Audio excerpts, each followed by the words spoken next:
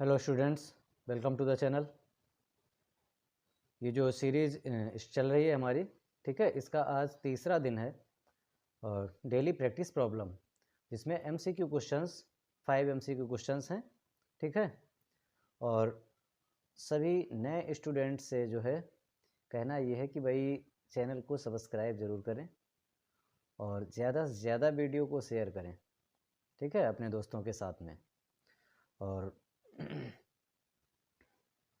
देखिए, प्लेलिस्ट में जाकर के प्लेलिस्ट को आप लोग सेव कर लें और वहाँ बहुत सारा कंटेंट डाल दिया गया है, उसको भी देखें, ठीक है, जिससे कि आपके ज़्यादा से ज़्यादा नंबर आ सकें क्लास 10th में मैथ में। तो देखिए भाई, जो सबसे फर्स्ट क्वेश्चन है, volume of two spheres are in the ratio. तो दो स्फेयर हैं जिनके वॉल्यूम का रेशियो कितना है, 64:27। तो जैसे हमारे पास एक का वॉल्यूम V1 सपोज कर लिया हमने, दूसरे का V2, ठीक है। क्या है, ये दो स्फेयर्स हैं, तो इनका रेशियो कितना है, 64:27, मतलब 64/27। तो फार्मूला क्या होता है भाई, volume of sphere 4/3 pi r cube. तो यहाँ इसकी रेडियस हम R1 ले लेते हैं, R1 क्यूब, ठीक है। और दूसरा 4/3 पाई, इसकी रेडियस R2 ले ली हमने। तो ये फार्मूला होता है 4/3 पाई आर क्यूब, ठीक है। तो V1 है तो यहाँ R1 ले लिया, इसकी R2। तो ये 4/3 पाई से पाई कैंसिल हो जाएगा और क्या आ गया, 64:27। तो यहाँ से भाई क्या मिला हमें बताइए, R1/R2, इस पूरे का क्या है, होल क्यूब, इसका भी क्यूब, इसका भी क्यूब, इसका मतलब पूरे का क्यूब। और इधर ये किसका क्यूब है बताइए, 4 का क्यूब है और 27 3 का क्यूब है। तो इस तरीके से जो R1 और R2 आया है वो 4/3 आया। मतलब रेडियस का रेशियो भी आपसे पूछा जा सकता है, ये 4:3 है, लेकिन पूछा किसका गया, सरफेस एरिया का, सरफेस एरिया। अब पहले तो बताइए सरफेस एरिया का फार्मूला, तो सरफेस एरिया को हम लिख देते हैं S1 और इसे S2, ठीक है। तो सरफेस एरिया स्फेयर का फार्मूला क्या होता है भाई, 4πr²। तो यहाँ R1 हो जाएगा, ठीक है, और दूसरे वाले का 4πr²।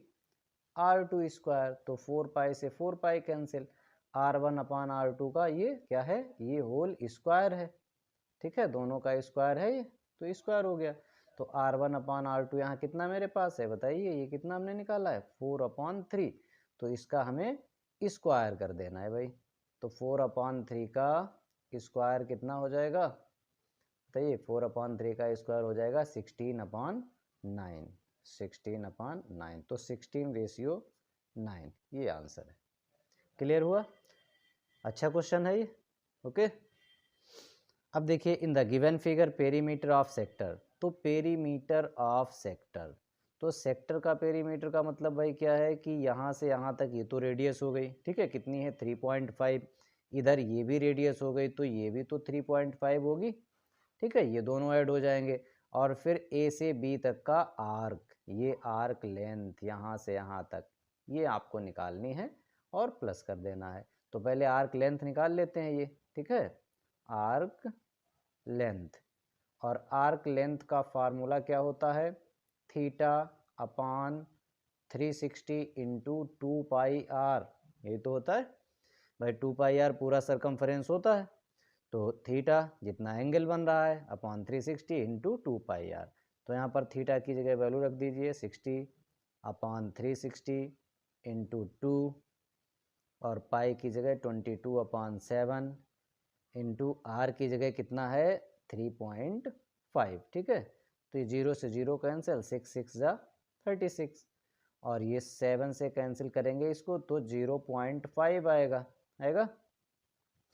और 2 से इसको कैंसिल कर देंगे तो यहाँ अपॉन में 3 आ जाएगा। ऊपर देखिए 22 और 0.5 का मल्टीप्लाई करेंगे, 22 और 0.5 का मल्टीप्लाई कितना आएगा 11, और नीचे कितना बचा है 3, तो 11/3 सेंटीमीटर। ये क्या है, ये आंसर नहीं है, ये सिर्फ अभी आर्क लेंथ है भाई, ये क्या है, ये आर्क लेंथ है। तो इसका पेरीमीटर क्या होगा, देयरफॉर पेरीमीटर ऑफ सेक्टर, तो सेक्टर के पेरीमीटर में दोनों रेडियस प्लस होंगी, मतलब 3.5 प्लस 3.5 प्लस 11/3, 3.5 कितना हो गया, ये तो 7 हो गया, प्लस 11/3, तो 3 7 जा 21, और 21 में 11 जोड़ देंगे तो कितना हो जाएगा 32/3 सेंटीमीटर। कौन सा ऑप्शन है भाई, देखिए 32/3 पहला option, first option is the correct answer. Clear है, ठीक है, बताइए। ये सब देखिए, ये सब आपके लिए हम अच्छे से अच्छे क्वेश्चन ला रहे हैं ढूंढ के, तो आपको क्या करना है भाई, देखिए मैं तो अपना काम कर रहा हूँ अच्छे से, आपको भी अच्छे से काम करना है, ठीक है, जिससे जो है ज़्यादा से ज़्यादा आपका फ़ायदा हो, आपके नंबर 80 में से 80 आ सकें। अब third question, the difference between the class mark, तो बताइए किसे क्लास मार्क निकालना नहीं आता है, अभी हम फार्मूला बताते हैं भाई क्लास मार्क का, और किसे क्लास साइज निकालना नहीं आता है। अगर हमारे पास इंटरवल दिया गया है, तो ये जो इंटरवल है 10 से 20, इसमें इसको कहते हैं लोअर लिमिट, ठीक है, क्या कहते हैं, लोअर लिमिट, और इसे क्या कहते हैं, अपर लिमिट, अपर लिमिट। तो ये सिर्फ 5 क्वेश्चन ही नहीं है, आप सोच रहे हो कि ये 5 क्वेश्चन है, नहीं, इसके साथ में मैं आपको कितना कॉन्सेप्ट बताता हूँ, साथ साथ में और कई क्वेश्चंस भी इससे रिलेटेड बताता हूँ, तो 5 की जगह मान के चलिए आपके कम से कम 10 क्वेश्चन हो जाते हैं, ठीक है। तो जब भी क्लास मार्क निकालना हो, क्लास मार्क, तो देखिए भाई क्लास मार्क जो है इसको हम मिड वैल्यू भी बोलते हैं, और इसका जो फार्मूला है इन दोनों का सम, ठीक है, कौन सी, lower limit plus upper limit divided by 2 करते हैं, तो इसके बीच में कितना आएगा, 15 आएगा, ठीक है। तो ये 10 प्लस 20/2 मतलब 30/2 का मतलब 15, तो क्लास मार्क हो गया भाई।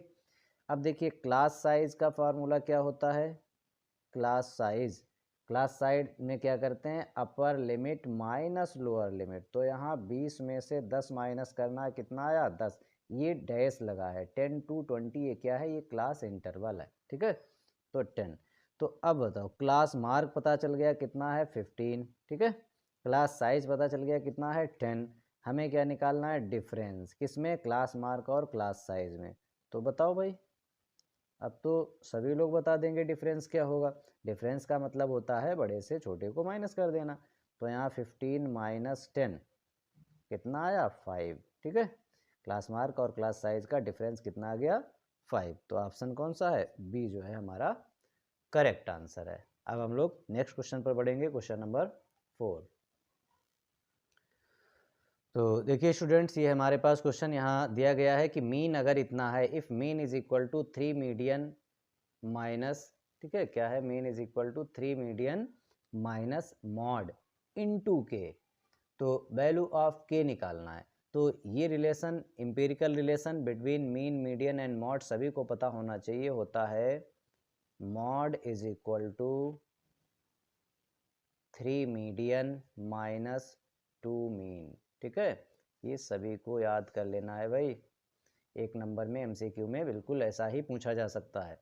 तो यहाँ पर भाई के लगा हुआ है, ठीक है, के, तो के की वैल्यू आप ऑप्शन से देख सकते हैं, अगर के की वैल्यू 1/2 पुट कर दें, कितना पुट कर दें, के की वैल्यू 1/2, तो देखो यहाँ पर अगर 1/2 रखेंगे तो देखिए भाई क्या बन जाता है, यहाँ तो मीन लिखा हुआ है, मीन, और 3 मीडियन माइनस मॉड, और के की जगह हमने रख दिया है 1/2, तो ये 2 तो इधर मल्टीप्लाई में आ जाएगा, तो क्या हो जाएगा, 2 mean is equal to 3 median minus mode, तो कुल मिलाकर के देखिए यही बन गया, मॉड को इधर ले आएंगे, ये प्लस का हो जाएगा, और ये 3 मीडियन है माइनस ये 2 मीन, तो यही देखो बन गया फार्मूला।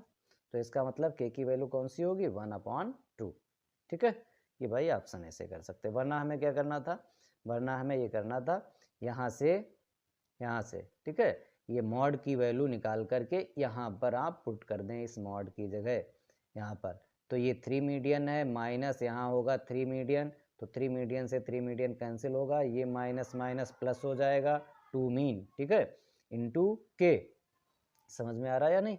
तो यहाँ पर 3 मीडियन से 3 मीडियन कट जाएगा जब यहाँ पर वैल्यू वहाँ पे पुट करेंगे, और 2 मीन इंटू के यहाँ पर रहेगा और इधर मीन रहेगा, तो मीन से मीन कैंसिल हो जाएगा और 2k is equal to 1, k is equal to 1/2 आ जाएगा। आप पुट करके वैल्यू निकाल के देख लेना, ठीक है। अब नेक्स्ट क्वेश्चन पर हम बढ़ते हैं, ये हमारा लास्ट क्वेश्चन है आज का। ABC राइट एंगल ट्रायंगल है और राइट एंगल किस पर है, C पर। तो भाई राइट एंगल C को फिक्स कर दो 90, ठीक है। बाकी चाहे यहाँ A लो, यहाँ B, आपकी मर्जी, चाहे यहाँ B रखें यहाँ A रखें। अब इन्होंने कहा है कि cos A प्लस बी, आप बताओ C अकेले 90 है तो A प्लस बी एंगल की वैल्यू भी तो 90 होगी। क्यों होगी, क्योंकि तीनों एंगल का सम कितना होता है ना, 180 होता है। तो ये अकेले 90 है तो इन दो का सम भाई कितना हो गया, 90। अब हमें क्या निकालना है, हमें निकालना है cos A प्लस बी, इसका मतलब cos 90, और cos 90 तो भाई सभी को पता है कितना होता है, 0 होता है, ठीक है। और cos 0 कितना होता है, 1 होता है। तो इसका आंसर क्या हो गया हमारा, A। ओके, तो थैंक यू स्टूडेंट्स।